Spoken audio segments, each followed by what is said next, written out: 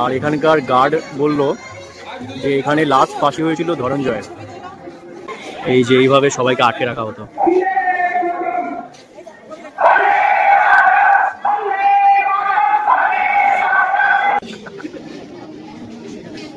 এটা হচ্ছে নেতাজি কক্ষ।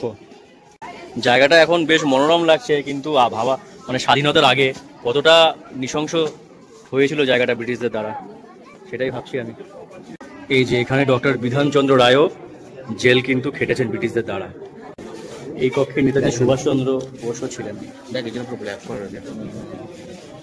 এখানে আসে কয়েদিরা তো কখনোই বসে থাকতে পারতো না, এদেরকে দিয়েও কাজ করাতো। এই যে এরা কি কি কাজ করতো সেই জিনিসগুলো এখানে তুলে ধরেছে।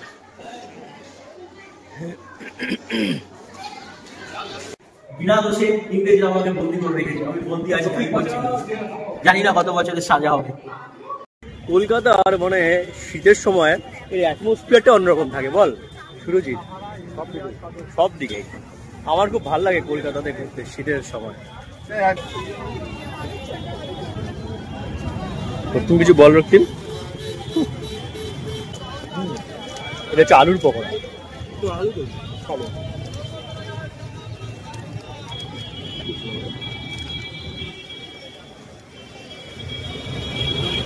আমরা এখন ঝড়ের গতিতে এগিয়ে যাচ্ছি, কারণ আলিপুর জেল মিউজিয়ামে না 5টা পর্যন্ত টিকিট দেয়, আর এখন বাজে হচ্ছে 3:12।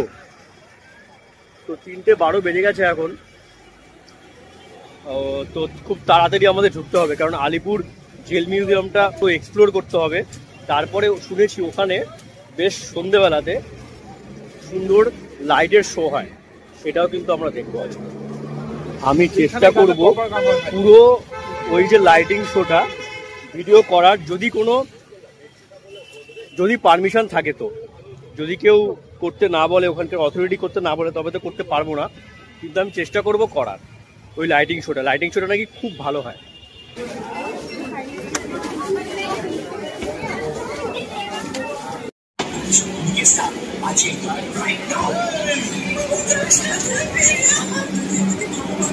তোমরা যদি কেউ দমদম থেকে যেতে চাও, তাহলে তোমরা দমদম মেট্রো স্টেশন থেকে মেট্রো ধরে নামতে হবে যতীন দাস মেট্রো স্টেশনে।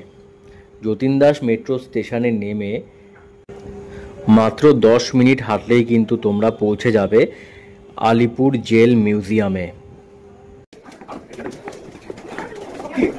এই যে আমরা চলে এসেছি আলিপুর জেল মিউজিয়ামে। এই যে আলিপুর জেল মিউজিয়ামের এটা হচ্ছে আউটসাইডটা।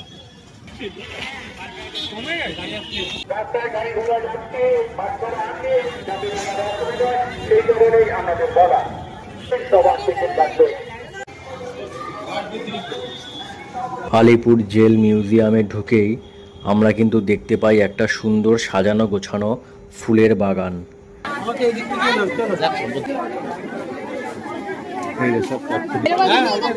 এটা হচ্ছে ফাঁসি দেওয়ার জায়গা।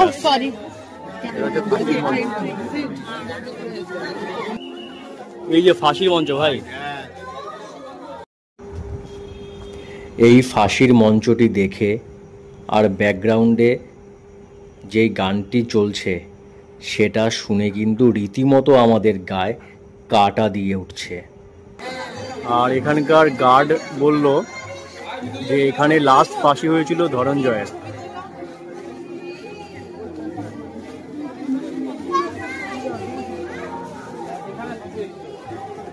ওই দেখ দেখ ওপরে সুপ্রিয় এসব মানে এই যে এইভাবে সবাইকে আটকে রাখা হতো।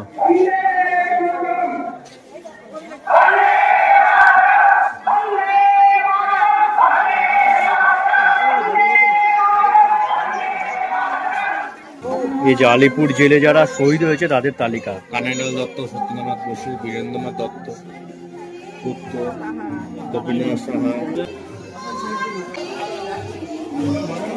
এই যে এটা হচ্ছে ওই সময়কার পোস্টমর্টম রুম। পোস্টমর্টম হ্যাঁ এইটা, হ্যাঁ জল ফল পাস করাতো এটা দিয়ে। অটোপসি রুম বলে এটাকে, যেখানে শবদেহ পরীক্ষা করা হয়। ওই সময়কার বেসিং।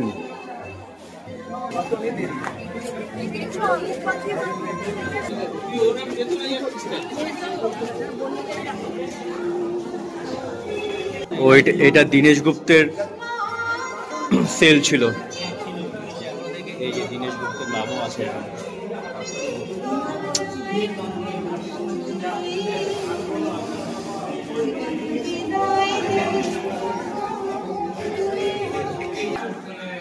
এই একটা কক্ষ খোলা আছে যেখানে আমরা ঢুকতে পারছি। এখানে মনে হয় দুজন থাকতো, দুটো আছে বেড।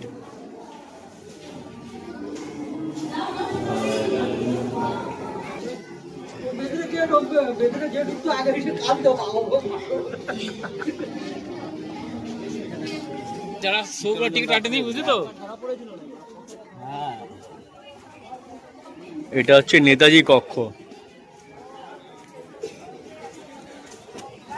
জায়গাটা এখন বেশ মনোরম লাগছে, কিন্তু ভাবা মানে স্বাধীনতার আগে কতটা নৃশংস হয়েছিল জায়গাটা ব্রিটিশদের দ্বারা, সেটাই ভাবছি আমি।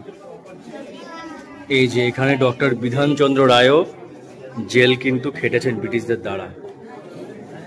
আচ্ছা, এখানকার আমি লকের সিস্টেমটা একটু বলি। মানে ব্রিটিশরা এতটাই অত্যাচারিত ছিল, এখানে যে এই হ্যান্ডেলটা দেখা যাচ্ছে না, এই হ্যান্ডেলটা এখানে আনতো, এখানে এনে ব্যাপারটা লক করতো। লক করে এখানে এই যে এটার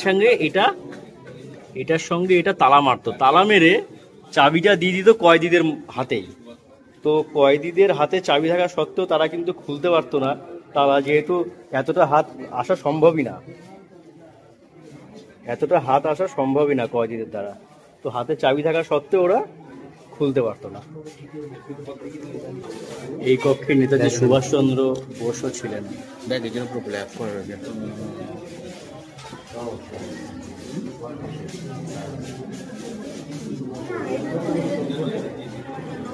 এই মূর্তিটি হচ্ছে ইন্দিরা গান্ধীর। ইন্দিরা গান্ধীর বাবা জওহরলাল নেহেরুকেও কিন্তু এই সামনের কক্ষে বন্দি করে রাখা হয়েছিল। ইন্দিরা গান্ধী তার বাবার জন্য ঠিক এই জায়গাতে বসেই অপেক্ষা করত।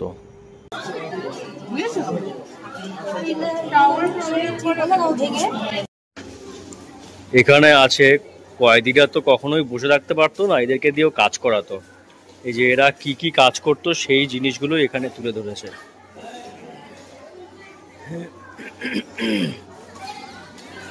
এই রুমটাতে পুরো ওটাই তুলে ধরেছে যে কয়েদিরা কি কি কাজ করতো এখানে।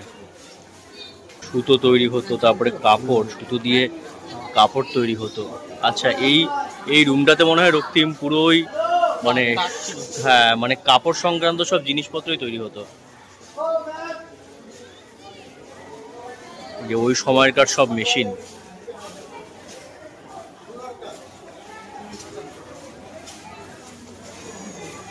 এই যে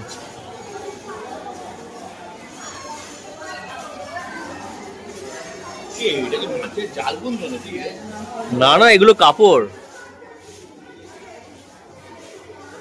এগুলো কাপড় তৈরি হতো না, এগুলো সুতো, সব সুতো এগুলো।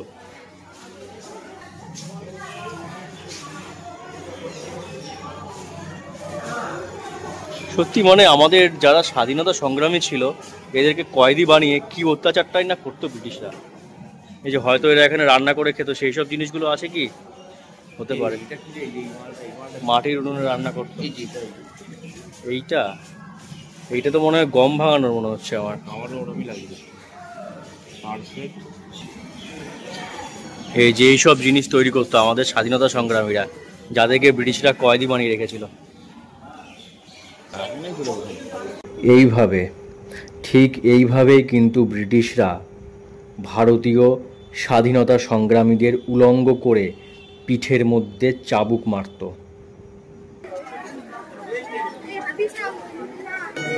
এটা হচ্ছে সেলুলার জেল। এই সেলুলার জেলে আমাদের দেশের প্রচুর স্বাধীনতা সংগ্রামী, তাদের মধ্যে কিছু নামকরা স্বাধীনতা সংগ্রামী হচ্ছে ধরুন নেতাজি সুভাষচন্দ্র বসু, বটুকেশ্বর দত্ত, বিনায়ক দামোদর সাভারকার, এরাও কিন্তু কারারুদ্ধ হয়েছিলেন।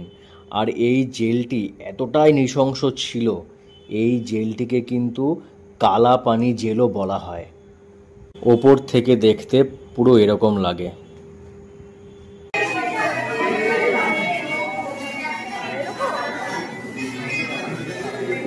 রক্তিম এখন জেলে ঢুকবে, ওর শখ, ও জেলে ঢুকে ও ফটো তুলবে। ফটো তোল, আমি তো ভিডিও করছি, ফটো তোল। বল। বিনা দোষে ইংরেজরা আমাকে বন্দি করে রেখেছে, আমি বন্দি আছি, জানি না কত বছরের সাজা হবে।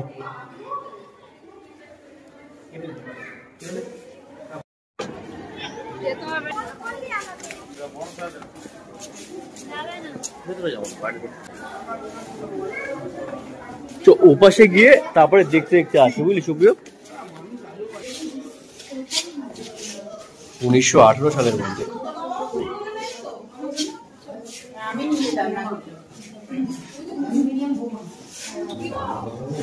এগুলো ওই, এটা হচ্ছে বোমা, অ্যালুমিনিয়াম বোমা উদ্ধার, দীনেশচন্দ্র মজুমদার।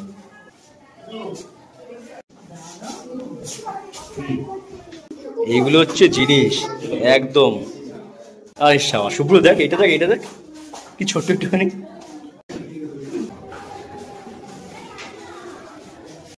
এইখানে যত রকমের বন্দুক আছে, তারপরে ছুরি, চাকু, কুকরি, তরবারি, এই সমস্ত অস্ত্র কিন্তু আমাদের দেশের স্বাধীনতা সংগ্রামীরা ব্যবহার করেছিল ব্রিটিশদের বিরুদ্ধে, ব্রিটিশদের শাসনকে উচ্ছেদ করতে।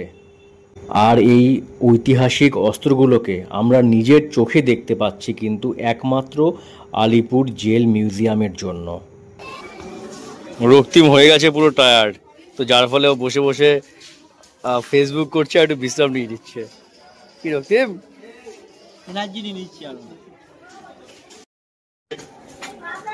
এই হলঘরটিতে আমাদের স্বাধীনতা সংগ্রামীরা কি কাজ করত, তারা কিভাবে নিজেদের সময়কে অতিবাহিত করত, সেই জিনিসগুলো যেমন দেখানো হয়েছে।